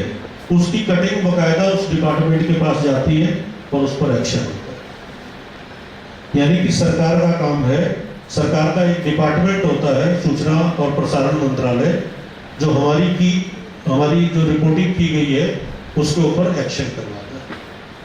तो एक तो ये हो गया। बाकी रही बात ये कि कंपटीशन की दुनिया है। अगर मैंने एक खबर मान लो ब्लास्ट की 3:02 पे की है और एक दूसरे चैनल ने 3:06 पे की है, तो उस चैनल के रिपोर्टर से पूछा जाएगा कि आप 4 मिनट लेट क्यों हैं। सबको एक्टिव रहना है, ये कंपटीशन इस तरह से चलता है। और सर आपने एक चीज़ और बताई थी कि हॉस्पिटल्स के मेंबर से आप अपना अच्छा मतलब कॉन्टैक्ट रखो ताकि आपको न्यूज़ अप टू डेट रहे, तो उनका क्या बेनिफिशियल होता है इसमें हमें न्यूज़ प्रोवाइड कराना? देखो उनका फायदा कुछ नहीं है, लेकिन अब ये हमारे ऊपर डिपेंड है कि हम उससे कैसे उसको चाहे दोस्त बनाए हम, चाहे हमें उससे कोई लालच दे, जिससे हमें अगर काम लेना है ये हमारी जिम्मेदारी है कि हम उससे अच्छे संबंध बना के प्यार से उससे काम लेने की कोशिश करें। हालांकि अनऑफिशियल बिना गैर आधिकारिक जानकारी भी दे रहा हूँ मैं कि हमने यहाँ तक कि उन 4th क्लास वालों को कभी कभी पैसे भी दिए, ऐसे ही टिप्स, कभी खाना खिला दिया या कुछ कर दिया, लेकिन वो अपने लिए किया, मैंने चैनल के लिए नहीं। अगर मैंने उससे मान लो 500 रुपये दे दिए या किसी दिन खाना भी खिला दिया, वो इसलिए कि मैंने उससे संबंध अच्छे बना दिए बस। उसको तो सरकारी तनख्वाह मिलती है, उसका फायदा मेरे से कुछ नहीं है, मुझे फायदा है। इसलिए जिसे फायदा है वो कोशिश करता है कि अपने किसी भी तरह से उससे बात निकलवा दे। ठीक है।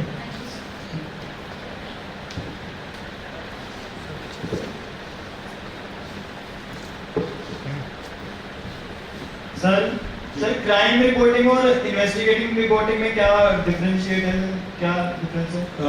क्राइम रिपोर्टिंग का ही हिस्सा है इन्वेस्टिगेटिव रिपोर्टिंग। इन्वेस्टिगेशन करना मतलब किसी भी एक मामले की तह तक जाना, यानी उसकी जांच करना। तो क्राइम रिपोर्टिंग का ये हिस्सा है, यानी कि आप कोई भी एक खबर मिली है आपको, छोटी सी खबर मिली है, चाहे वो अनऑफिशियली मिली है, आप उसकी जांच करते हुए ज़्यादा से ज़्यादा उसकी जानकारी निकाल लो, उसके अंदर तक पहुंचो और कुछ स्पेशल निकालना हो, वो इन्वेस्टिगेशन जर्नलिज्म है, ये उसी का हिस्सा है।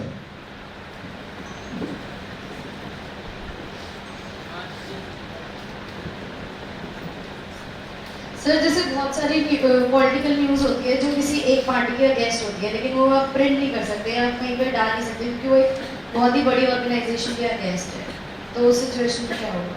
देखो, पहली बात ये है, मैंने ये बताया था कि खबर कोई भी हम अपने जो चीफ है, हमारा जो एडिटर है, वहाँ तक देंगे जरूर, एक बात। दूसरी बात कि हम एक तरफा नहीं देंगे।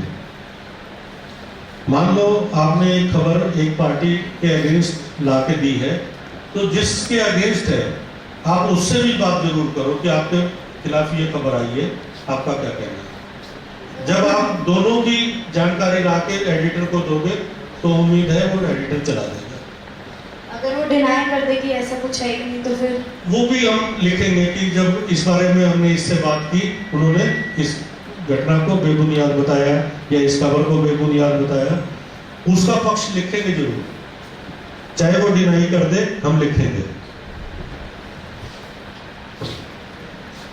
सर बहुत बार ऐसे होता है न्यूज़ चैनल्स पे कि एक ही न्यूज़ आ रही होती है एंड वो कॉन्टिन्यूसली रिपीटेडली एक ही चीज़ बार बार ही दिखाते ही रहते हैं बहुत देर तक, तो इससे व्यूअर्स जो होते हैं वो बहुत बोर होकर चैनल्स चेंज भी कर लेते हैं, बट ये होता ये क्यों करते हैं? ये करते इसलिए हैं कि अगर एक खबर, मान लो जैसे करुणानिधि की डेथ हो गई, अब सारे चैनल उसी खबर पे है,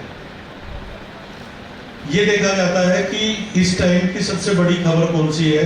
अगर आप उस खबर से हट जाओगे तो उस चैनल को जो है मतलब ये कहा जाएगा कि ये ठीक से काम नहीं किया। और दूसरी बात, ज़्यादा टाइम इसलिए भी दिखाया जाता है ये बार बार कि आप हो सकता है 3 घंटे से टीवी लगातार देख रहे हो, ये हो सकता है कि इन्होंने 1 बजे देखना शुरू किया, इन्होंने 1:30 बजे देखना शुरू किया, उन्होंने 2:30 बजे देखना शुरू किया, इन्होंने 3 बजे देखना शुरू किया। तो जिसने 2:30 बजे देखना शुरू किया उसे भी खबर मिल जाए, इसलिए ज़्यादातर बुलेटिन रिपीट होती है। मेरा क्वेश्चन है सर, जैसे बोलते हैं कि येलो जर्नलिज्म जो है वो गलत मानी जाती है कि येलो जर्नलिज्म नहीं करनी चाहिए, बट अगर हम क्राइम को देखें तो ऑलमोस्ट क्राइम जो है वो नॉर्मली सेम होता है, कितने लोग मर गए, कितने लोग मर गए, इसका एक्सीडेंट हो गया। तो कई बार हमें लगता है, जो रिपोर्टर है उसे लगता है कि ये न्यूज़ थोड़ी अलग है, बट वो पब्लिक तक कैसे पहुंचाए कि पब्लिक को भी कोई न्यूज़ लगे कि वो अलग है। जैसे दामिनी केस अगर हम लेते हैं, वो भी एक रेप केस था, उससे पहले भी बहुत रेप केस हुए, एंड इवन दामिनी केस से जस्ट थोड़े दिन बाद एक और ऐसा रेप केस आया था जिसमें एक मिडिल एज्ड मैन ने एक 80 इयर्स ओल्ड वुमेन का रेप किया था, एंड सेम उसके बाद का जो था वो सब हुआ था, बट स्टिल वो वाला जो केस है वो इतना ज़्यादा सामने नहीं आया था। तो क्या ऐसे केसेस में हमें थोड़ा बहुत येलो जर्नलिज्म का यूज़ करना पड़ता है? देखो, पत्रकारिता के नियम भी है, पहली बात तो ये बता दूं। इस रेप और छेड़छाड़ वाले मामलों के लिए, क्राइम रिपोर्टिंग के लिए एक बहुत ज़रूरी चीज़ आपको बताना चाहता हूँ कि कभी भी कोई रेप का मामला हो या छेड़छाड़ का मामला हो, जो विक्टिम लड़की है उसका फेस कभी मत सामने आने देना, पहली बात। दूसरी बात, उसकी पहचान कभी मत लिखना अपनी खबर के अंदर, उसकी कोई पहचान यानी कि नाम या डॉटर ऑफ या इस इलाके से रहने वाले, क्योंकि कई बार ऐसा होता है कि ये हालांकि नियम है, पहली बात तो आप इसको ऑफिशियली नियम मानो कि आप पहचान कभी भी बिल्कुल सामने नहीं आने देना, जब तक कि इसमें तो निर्भया वाले केस में उसके फादर मदर सामने आ गए थे, अदरवाइज बिल्कुल नहीं होता। दूसरी बात ये है कि जो छेड़छाड़ वाला मामला भी है, 354 जिसे धारा बोलते हैं, उस धारा में भी जो FIR वगैरह दर्ज होती हैं वो कभी नेट पे नहीं आती।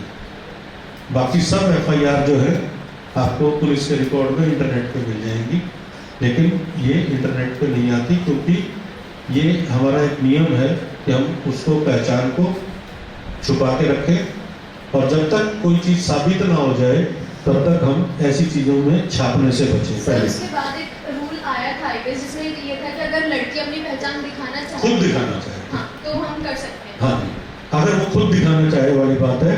और उससे पहले आप इस रिपोर्टिंग में खास तौर पे ध्यान रखना, कभी भी इस तरह का कोई केस हो, फेस ब्लर किए बिना उसको दिखाना भी नहीं। सर पर मेरे क्वेश्चन का हाँ आंसर जी। नहीं मिला कि हमें क्या क्राइम रिपोर्टिंग में कई बार येलो जर्नलिज्म को बीच में लाना चाहिए और किस लिमिट तक लाना चाहिए? देखो, ये हर मामले में अलग अलग जो है इसका पैमाना हो सकता है, लेकिन कोशिश ये होनी चाहिए कि जिसने क्राइम किया है उसको सजा मिले, मैक्सिमम मिल सके, उसके जितने हम ज़्यादा से ज़्यादा सबूत ला सकते हैं किसी भी तरह से, जर्नलिज्म का वो कोई भी पार्ट हो, हम उसको जितना जल्दी और ज़्यादा साबित कर सके हम वो जरूर करें। और कोई सर आपने कहा कोई भी न्यूज़ चाहिए हो तो हमें डीसीपी से कांटेक्ट करना चाहिए, जी। और सर आपने कहा कई मामलों में डीसीपी ही खबरें छुपाते हैं, बिल्कुल। ऐसा क्यों सर? देखो, पुलिस ये जरूर चाहती है कि उसकी बुराई कम से कम हो। दिल्ली पुलिस में एक डिपार्टमेंट है SI प्रेस, पुलिस हेडक्वार्टर के अंदर बैठता है, ऑफिशियली एक नंबर है उसका, लैंडलाइन नंबर। हर क्राइम रिपोर्टर हर आधे घंटे बाद उसको फ़ोन करता है, हाँ जी क्या हुआ, वो बताएगा कि वहाँ इस इलाके में ये हुआ, लेकिन वो उतनी बातें बताएगा जितनी DCP उसे जानकारी देगा, पहली बात। दूसरी बात ये कि नेगेटिव खबरों को पुलिस तब तक छुपाने की कोशिश करती है जब तक वो उसे सॉल्व ना कर दे। DCP इसलिए छुपाता है कि आज मान लो उसके इलाके में एक व्यापारी से 5 लाख रुपए लूट लिए, तो वो कोशिश करता है कि आज खबर मीडिया को ना दूं और इसको हल करके कल जब अरेस्ट कर लो उनको तब दो। हाँ, उससे उसकी बढ़ाई होगी, वो अपनी बुराई की बजाय बढ़ाई की तरफ जाएगा। हाँ जी, माइक दो जरा पीछे।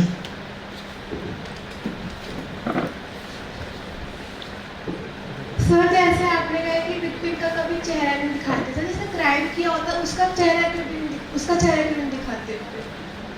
वो एक तो नाबालिग के केस में होता है कि जब कोई अपराधी है वो नाबालिग है तब नहीं दिखाया जाता, और दूसरा ये कि कई बार ऐसा होता है कि क्राइम कोई ऐसा है जिसमें सिर्फ शक के हालात में अगर उसे हिरासत में लिया है, दो अलग अलग चीज़ें होती हैं।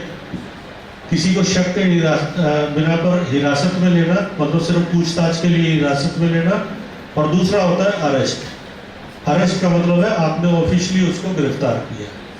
गिरफ्तार किया हुआ अलग मामला है, हिरासत में पूछताछ के लिए लेकर छोड़ा भी जा सकता है।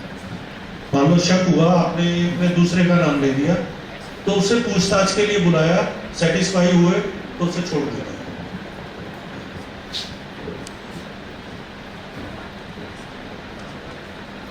इसके अलावा भी आपको अगर कभी भी कोई मुझसे कुछ भी सवाल पूछना हो, व्हाट्सएप करो सीधा सीधा। आप चाहो तो नोट कर लो, नाम नंबर दे देता हूँ मैं।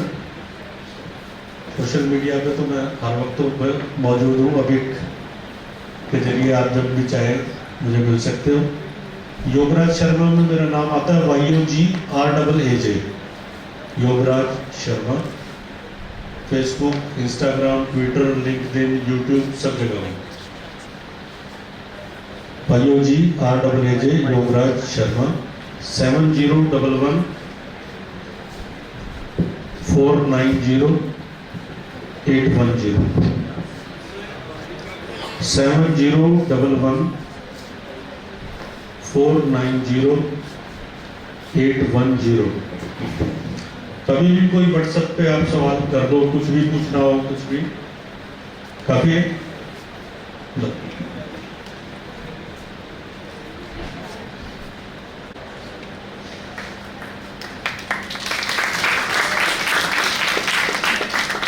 Thank you so much sir, for your words. For the quality description, our chief guest Yogaraj Sharma has successfully proved his metal working with India's news channel like India News, Sahara Samay, A to Z News, Haryana News and MH1 News Channel.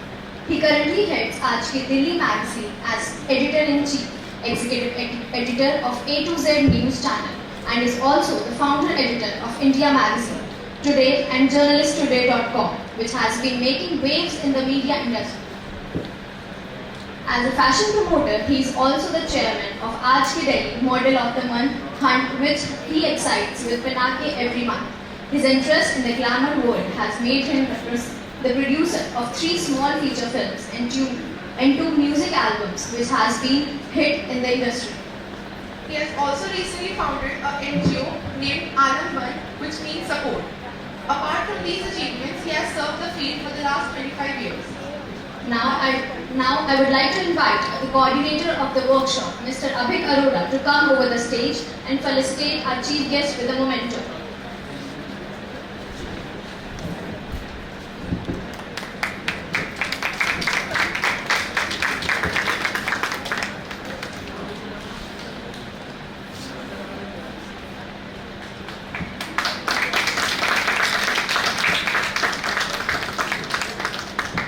Thank you so much to mark your presence here, sir. अभी जो ये जानकारी आपको दे रही थी उसमें थोड़ा सा करेक्शन कर देता हूँ कि जो मैंने अभी प्रोडक्शन हाउस शुरू किया है उसमें 29 शॉर्ट फिल्म्स मैंने बनाई हैं अब तक। आज की दिल्ली नाम से मेरा एक यूट्यूब चैनल भी है। आज की दिल्ली आप लिखेंगे DELHI लिखेंगे तो यूट्यूब चैनल मिल जाएगा। और फैशन इंडस्ट्री में अब तक 38 फैशन शोज मैंने ऑर्गेनाइज करवाए हैं। अब तक 16 से करीब नए लोगों को चांस दिया अभी तक, जिनमें कुछ लोग फिल्म और टीवी में भी काम कर रहे हैं। कोशिश है कि आगे बढ़ाया जाए। आप लोग भी आगे बढ़ो, कुछ भी जानकारी चाहिए बात कर सकते हैं।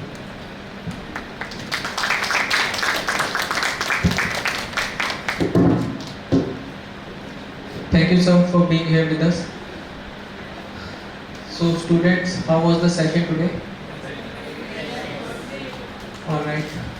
We'll be assembling here tomorrow sharp at 11 o'clock, as you all are aware that we need to go to the police station. So we'll be visiting there tomorrow. Alright. So be punctual and stay regular. Few of the students have not put their signature of the second day on attendance sheet. Kindly do that. Otherwise, those who are not having the attendance on all 3 days on the regular basis will not be getting the certificates and attendance as well. So kindly do the attendance sheet, fulfill the attendance sheet. Kindly be there on informals at sharp 11 o'clock.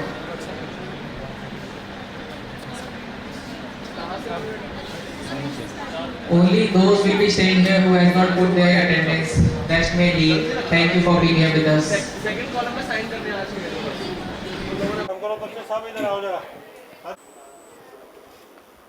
नमस्कार, मेरा नाम है योगराज शर्मा और इस समय मैं मौजूद हूँ टेक्निया इंस्टीट्यूट के परिसर में और हमारे साथ मौजूद हैं जर्नलिज्म एंड मास कम्युनिकेशन के कुछ स्टूडेंट्स और उनके फैकल्टी। सीधे बात करते हैं, कैसी रही आज वर्कशॉप? मुझे बहुत ही अच्छा लगा ये देखकर कि आपका जो अनुभव रहा है वो आपने बच्चों के साथ जाहिर किया, और मुझे पूरी उम्मीद है कि इस वर्कशॉप को कराने का जो हमारा मेन ऑब्जेक्टिव था वो कहीं ना कहीं आज ज़रूर अचीव हुआ होगा। अगर स्टूडेंट्स खुश तो हम भी खुश, और मेरा मेन मकसद यही था कि जो अनुभव, निजी अनुभव जिस तरीके का, जैसे आपने बताया कि क्राइम रिपोर्टिंग के दौरान बहुत कुछ ऐसी चीज़ें होती हैं जो हम सीधे डायरेक्ट ऑन एयर नहीं कर सकते, या कैसे हायरार्की होती है, हम डायरेक्ट पुलिस वालों से किस तरीके से मिल सकते हैं, सीधे DCP रैंक से ही उनके नीचे लेवल से नहीं मिल सकते, वहाँ पे ही होगा, जांच अधिकारी तक हमें इन्फॉर्मेशन नहीं दे सकते। तो बहुत सारी इस तरह की जानकारी थी जो जाननी बहुत ज़रूरी थी, और मुझे पूरी उम्मीद है कि स्टूडेंट्स इस चीज़ से। और कुछ लोगों से बात करते हैं, आपसे जानना चाहेंगे कि किस फील्ड में आप काम करना चाहेंगे, किस बीट को लेकर? सर वैसे तो मैं जर्नलिज्म में आई ही क्राइम रिपोर्टिंग के लिए थी, और इस वर्कशॉप से मेरे को काफ़ी हेल्प मिली है, क्योंकि इस वर्कशॉप की वजह से मेरे को बहुत सारी ऐसी बातें पता चली हैं जो कि मुझे अभी तक नहीं पता थी, और जो मेरे आने वाले करियर के लिए बहुत ज़्यादा कारगर साबित होंगी। आप क्या कहते हैं? सो मेरे को वैसे प्रोडक्शन में ही जाना है, मेन एडिटिंग लाइन में, तो बेसिकली मुझे यही था कि मुझे जानना था कि और क्या क्या हम जान सकते हैं, जैसे कि आपने एग्जांपल्स दिए और बहुत सारी चीज़ें ऐसी थी जो आपने एग्जांपल के थ्रू हमें इजीली समझा दी। पत्रकारिता के अंदर क्यों आए? एक्चुअली मुझे एंकरिंग की लाइन में जाना है, न्यूज़ एंकरिंग, सो इसलिए। एंकरिंग के लिए आपको क्या लगता है कि जो बेसिक जानकारियां हैं वो किस तरह की हों, और आप केवल एंकरिंग में ही क्यों? मुझे बचपन से ही शौक था एंकरिंग का, और आपने जैसे बहुत सारी बातें बताई कि सोर्सेज होने चाहिए, ज़रूरी है इस सब के लिए, तो उससे बहुत सारा इफ़ेक्टिव हमारे को नॉलेज मिली।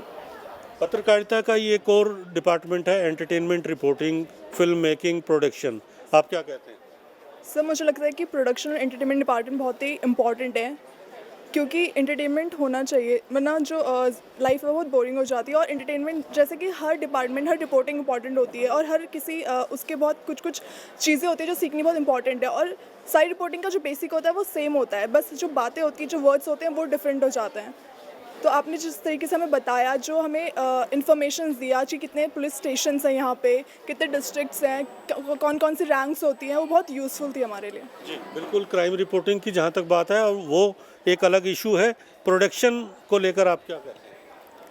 सर अभी तो मुझे यही समझ आया, प्रोडक्शन से basically like movies and all हम लोग बना सकते हैं। मेरे को ज़्यादा पता नहीं अभी रिसेंटली, सो हाँ जी, तो मेरे को भी इस फील्ड में मतलब और एक्सप्लोर करना है, एंड दैट्स इट। आज की वर्कशॉप मुझे बहुत अच्छी लगी। आपने जैसे जैसे अपने पर्सनल एक्सपीरियंसेस हमसे शेयर करे, एंड उसके थ्रू हम लोगों को सब कुछ जानने को मिला, बहुत डीपली सब कुछ जानने को मिला, तो वो बहुत अच्छा लगा।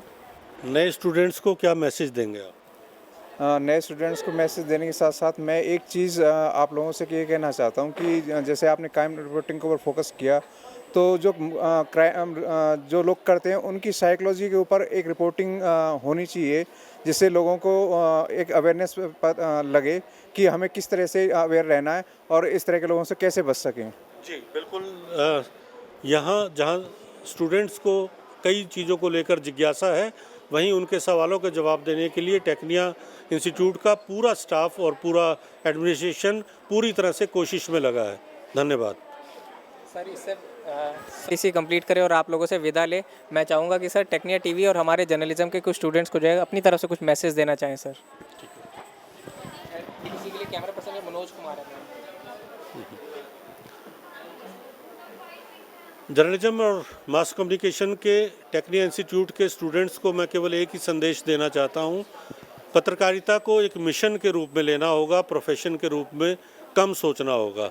भले ही वो रिपोर्टिंग का मामला हो, एंकरिंग का हो, चाहे प्रोडक्शन का हो, चाहे अलग अलग इसके जो भाग होते हैं जर्नलिज्म एंड मास कम्युनिकेशन के, केवल आप ये मत सोचिए कि आपको केवल रिपोर्टर बनना है। आप में से कोई एंकर बन सकता है, कोई प्रोडक्शन हाउस शुरू कर सकता है, कोई एडवर्टाइजिंग एजेंसी अपनी शुरू कर सकता है, कोई इसके अलावा पीआर कंपनी शुरू कर सकता है, जिसके अंदर प्रेस रिलेशन ऑफिसर बन के आप किसी कंपनी या किसी कॉरपोरेट का हिस्सा हो सकते हो। तो तरीके बहुत अलग अलग हैं, काम बहुत विस्तार में फैला हुआ है। जितना आप तह तक जाएंगे उतना ज़्यादा सीखते जाएंगे।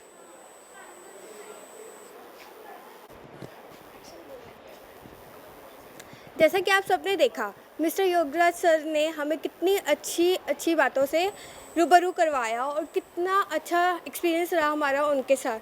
तो इसी के साथ आज का हमारा दिन अच्छा सा समाप्त होता है। और अंजलि कैमरा पर्सन मनोज, मैं Anjali camera person Manoj sir के साथ टेक्निया टीम। ओके, लास्ट ही बोलूँगी। मैं अंजलि कैमरा पर्सन मनोज कुमार के साथ टेक्निया टीवी।